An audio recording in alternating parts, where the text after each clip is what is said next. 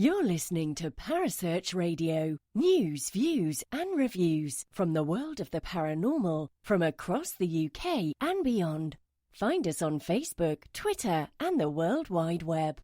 The views and opinions expressed by presenters and guests are their own and do not necessarily reflect the official policy or position of Parasearch Radio or their affiliates and sponsors. Listener discretion is advised. Well, hello everybody again, because obviously if you've been listening from earlier, you will know that this is obviously, Sage Paracon. We're going to live from Sage Paracon. We've got a very interesting guest on with us, and it's just me. Carl's giving me the hot seat, and obviously that is Calvin Van Crush. Good evening. Good afternoon. I think it's almost evening. Yeah, I'll take. It's good, whatever it is. Thank you so much for having me. No problem. So, I've been wanting to ask you this for ages. What is the reason behind your name? I didn't give myself this name. It was given to me. It's not the name I was born with. Right after high school, I was living with a bunch of boys in a party house. And one of the guys who lived on our couch, his name was Toothless Matt. I kid you not. He gave me the nickname Calvin Von Crush because he said I looked like a professional wrestler and I needed a cooler nickname. So that's what he started calling me. And I figured I would take Calvin Von Crush because it's way better than Toothless Matt. So I better just stop while I'm ahead. And so what do you actually do in this field? Oh, as far as things go in the paranormal field, I am dedicated to the history of occult and paranormal items, and I also work for the Talking Board Historical Society, which is a nonprofit organization dedicated to the history of Ouija and talking boards. And of course, you brought some very interesting objects with you, haven't you? I did. I brought a stack of Ouija boards with me. I brought 13 Ouija boards because I thought that'd be a good number to bring on an airplane, right? If anybody flies Delta, you never know if you're going to have 13 Ouija boards on there with you. And I brought a bunch of other items from my collection. And from experience, guys, some of these items are really, I say weird, I don't want to say creepy. Oh, no, I think creepy is definitely a compliment. We'll take creepy. I don't think they look creepy, though, so I can't say they're creepy. I just get a weird vibe from them, which I've told Calvin, so would you like to tell a little bit of people who obviously aren't here some of the items and what? Yeah, I brought in some fake shrunken heads that were created in the 1940s by an American folk artist named Homer Tate. They're made with real human hair, toilet paper, and horse glue. I brought in some real spirit trumpets. A spirit trumpet is a spirit communication device that was used in a physical mediumship called trumpet mediumship, where ectoplasm would come out of a spiritualist medium and attach to the trumpet and create a larynx and amplify the voices of the dead. I brought a book called The Long Lost Friend, which is a book of spells from the Pennsylvania Dutch who practiced a form of magic called powwow.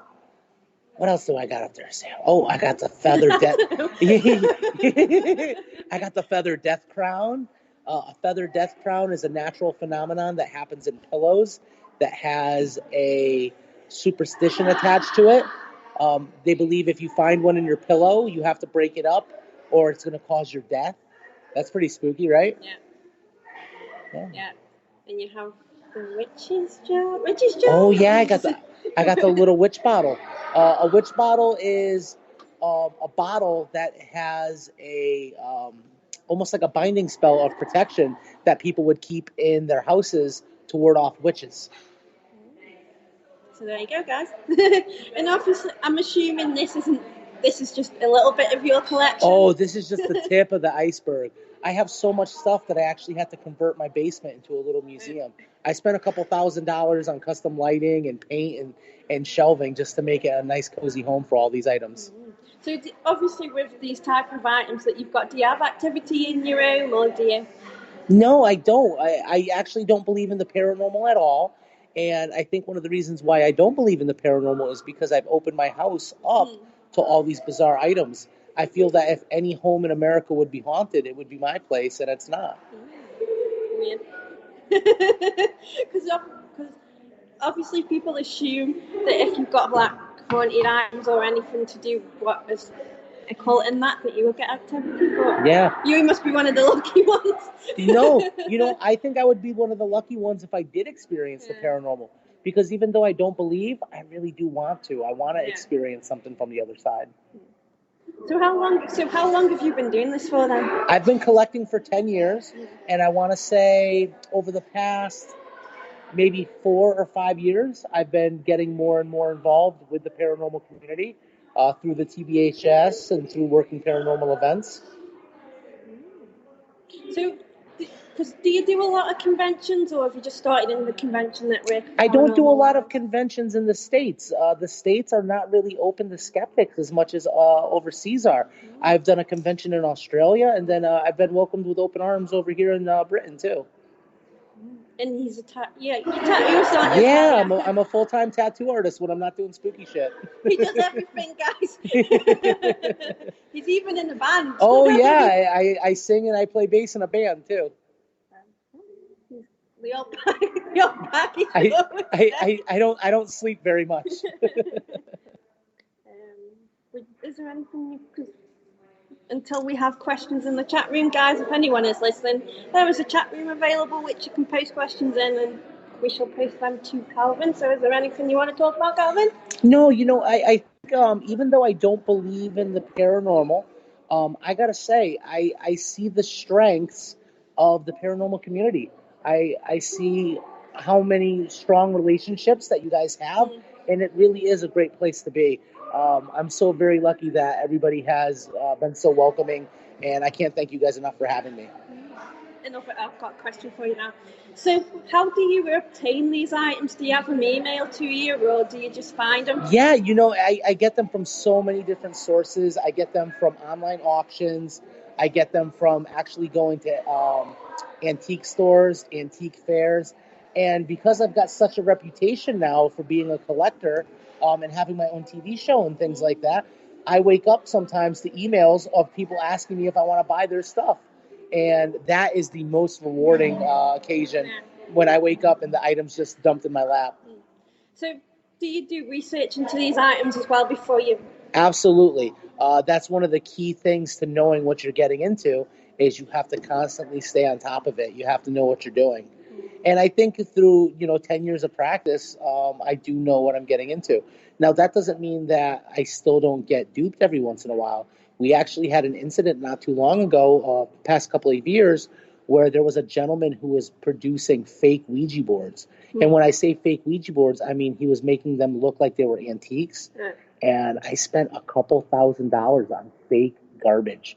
There were other collectors that I knew that spent upwards of $20,000 to $30,000 on fakes.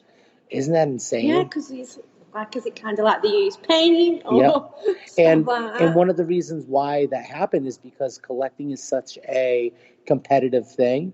We were kind of hoarding our stuff and not sharing the information with each other. Crazy, and crazy what people can do. Yeah. So obviously you say you've got your own TV show? Yeah. Yeah, I have a TV show that was on Nick Groff's VidiSpace. Everyone knows Nick Groff from Ghost Adventures. He started his own network, and I filmed 6 episodes of my own show called The Occult Collector, and 1 episode is up right now for free on Amazon Prime. I'm not sure if it's available in the UK. I'll have to look. Yeah, you'll have to look. But hopefully anybody listening can check it out. It's a very good show. The first episode is actually a tour of my collection. And you are a part of the Talking Board Historical Society? Yeah, the TBHS. Yeah. Well, we formed back in 2013, and we had been a closely associated group of collectors before that, so we were all friends beforehand. But we got together because we wanted to work together to dedicate some famous places, just really preserve the history of Ouija and talking boards, because I think they're so misunderstood. And obviously you look at the scientific and psychological point of using the Ouija board, don't you? Yeah, absolutely. And let me go on the record of saying Ouija boards really do work. I wholeheartedly, 100% will say on record that Ouija boards work. I just don't think it's ghouls and ghosts. I think it's a psychological process called the ideomotor effect. And I think a lot of people would agree with you on that one. Good. Because obviously, what Calvin did in his session, because obviously he was with Karen, he wrote a piece of number down, three-digit number, and a piece of paper down. No one saw it, and you put it under the board, didn't you? Yeah, I did. And out of all the groups, only one group of 2 got all 3 digits, but they didn't get it in the right order, Yeah. So if spirits really are everywhere and they can see everything we're doing, you figure some spirits would have seen what numbers I was writing down. I know we was one, because I was with Alex, we were getting like one number right, not the rest. Yeah. Even like when Karen did it, but I noticed because Karen did it and she like focused on me, and then a number just come in my head, and what I noticed is when I was on the board, it was going through my mind, and then that number I was thinking about came out on the board, so I'm like, yeah, that's me. That's good though. I'm so happy that you made that connection. You know, that means a lot to me when people actually apply what I'm teaching. Oh, that's great. Yeah, because I don't really use the boards a lot, but when I'm with Karen and obviously you, because I believe also that you have to trust that person on the board, because again, it could be the mind, but you can easily, someone can easily move the plancha or things like that. So, and something really interesting, what you guys, I'm not saying it's paranormal or anything, but we were doing what was it, automatic writing planchette thing? Yeah, I brought an automatic writing planchette from the late 1800s, which is powered by the same process. That's also powered by the ideomotor effect. And what I noticed when Calvin knew, because I told him every time Calvin, because we were getting a bit of movement, it could have been paranormal, it could have been us, but what we noticed is every time Calvin walked past us, he just stopped. Yeah, I'm a real buzzkill. I'm the party pooper. Calvin, stop it. What else? And what else? Anything else? We covered everything, I think. So, I'll let you go and I'll continue. Yeah, thanks. I'm going to get back up. I'm going to see if anybody has any questions upstairs. Okay. Sam, thank you so much for having me again. Problem. Take care. Take care.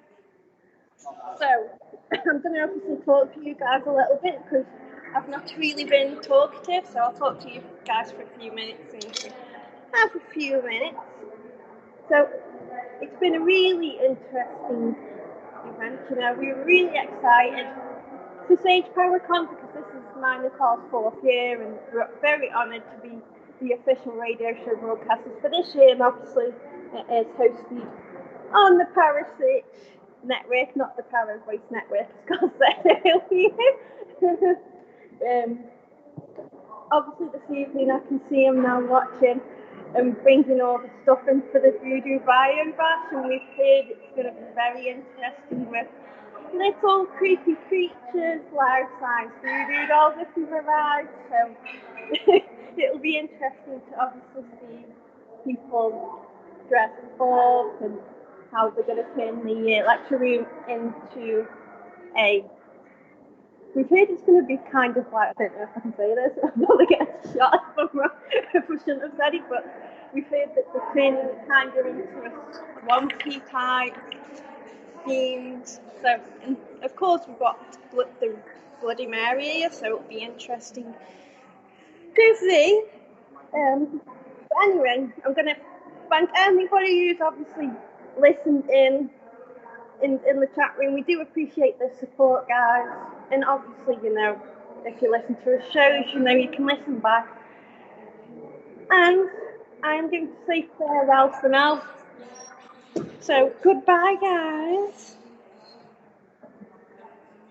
Thank you for listening. Don't forget to join us for more shows throughout the week. Find us on Facebook, Twitter, and the World Wide Web to keep up to date with all the shows right here on Paracon Radio.